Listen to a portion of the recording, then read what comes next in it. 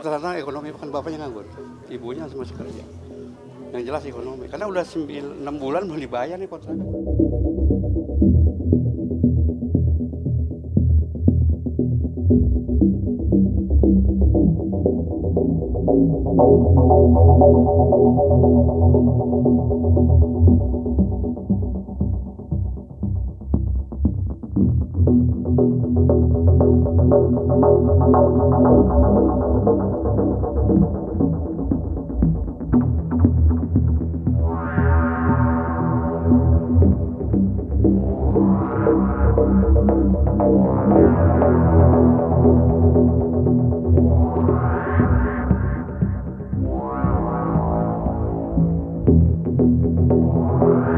Kerja itu nggak pernah Pak, nggak toleransi nggak.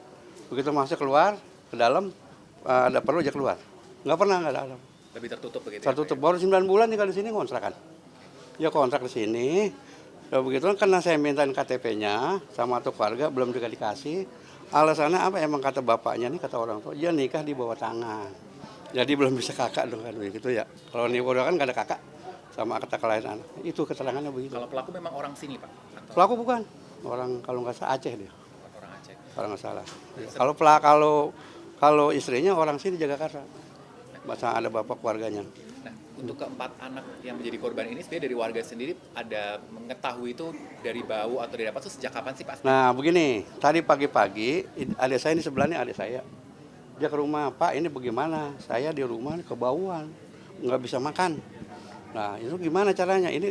Saya cari-cari dari rumah ini, karena ada lalat masuk di lubang WC itu, ada lalat masuk dari situ. Nah akhirnya nyari kunci saya.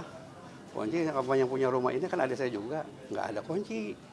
Nah sekarang begini aja, kita panggil yang punya adik keluarga ini. Saya panggil, datanglah adiknya 2 orang. Udah kurang lebih jam 2-an lah. Nah kan nggak bisa dibuka tuh. Saya panggil tukang kunci, dilas. Baru bisa terbuka jam 3 atau jam 4, ya bisa jam 4 lah. Nah dia yang masuk ke dalam. Dia lihat udah korban, udah ngeletak. 4 orang anak di kamar, bapaknya di kamar mandi. Itu kejadian pas. Pak, mungkin informasi terakhir yang Bapak tahu, motif apa sih Pak yang dilakukan pelaku sehingga tega membunuh anaknya? Nah itulah yang saya nggak tahu jelas. Jadi orang tertutup Pak.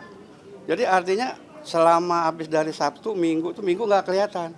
Biasanya kan anak main-main di luar.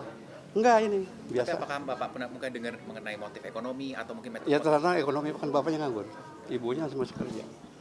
Yang jelas ekonomi. Karena udah 6 bulan belum dibayar nih kontrakan. Tinggal 9, baru 3 bulan, kalau 9 bulan kan. Yang 6 bulan belum dibayar. Yang punya rumah udah sabar. Yang itu. Pekerjaan pelaku apa Pak? Tadinya supir, tadinya. Kalau sekarang nganggur. Gitu. Kalau istrinya kerja, nggak tahu di kantor mana istrinya kerja. Ya. Cerita dari hari Minggu pas anaknya udah mulai nggak kelihatan gitu. Tadi hari Minggu Pak polisi gue udah ngontrol kemarin karena hari Minggu istrinya yang di rumah sakit nelpon polisi. Suruh kontrol kemari karena sepi. Polisi juga nggak ada orang, sepi di rumah tertutup. Orangnya nggak kelihatan. Itu hari Minggu kejadiannya. Jadi kejadian yang benar-benar tadi pagi, baunya nih bau busuk. Itu tadi pagi, jadi makanya sampai digedor rumah dibongkar. Pak, untuk dari istrinya sendiri, apakah dia memang suka keluar rumah? Ya kan kerja tadinya, keluar rumah pasti kerja. Kalau pagi keluar, pulang sore gitu loh. Kalau suami juga pulang pagi-pagi, pulang sore. Kebetulan ada beberapa hari ini di rumah, karena istrinya sakit, dia di rumah. Ngerawat anak itu 4. Jadi setelah KDRT itu istrinya balik lagi ke rumah ya Pak? Selama KDRT istrinya kan di rumah sakit sampai sekarang, belum pulang. Dari Sabtu. Sampai sekarang ini dari Sabtu sampai sekarang belum pulang. Pak, ada obrolan warga atau laporan warga nggak terkait dengan KDRT-nya sendiri? Mungkin Kan belum. sempat ada yang minta kalau ditengahi ya dari warga-warga. Jadi gini, jadi nggak ada yang tahu, warga nggak ada yang tahu. Dia beribu di dalam rumah, jadi sekitar ini nggak ada yang tahu. Yang tahu itu dia korban, dan lagi langsung nelpon adiknya ke rumah saya, ngasih tahu. Saya lapor polisi.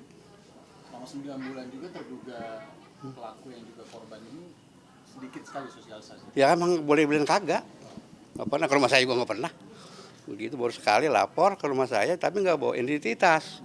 Karena ini kan dia bilang nanti Pak saya kasih identitasnya atau KTP kan gitu biasanya. Jadi nggak ada, saya nama juga belum jelas. Lupa gitu namanya. Setelah tadi jam 4, tukang kunci masuk sama adiknya ya Pak ya? Ya masuk dia, baru adiknya kelenger Pak, masuk. Iya. melihat begitulah. Akhirnya lapor ke Pak RT. Ya saya emang ada di sini.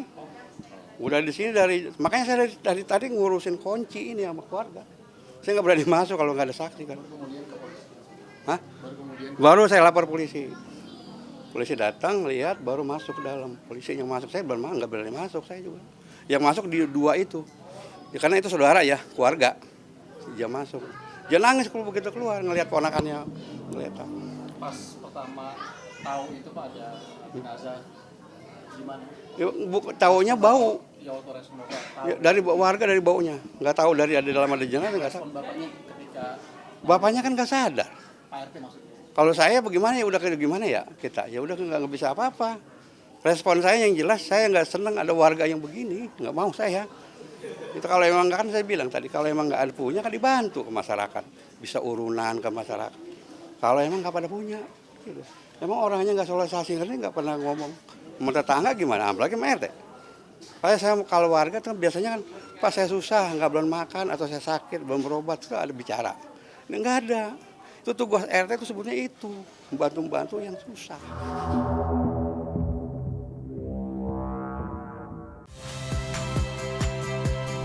Saya Agin Fridianto. Saksikan terus program-program Kompas TV melalui siaran digital, pay TV, dan media streaming lain. Kompas TV, independen, terpercaya.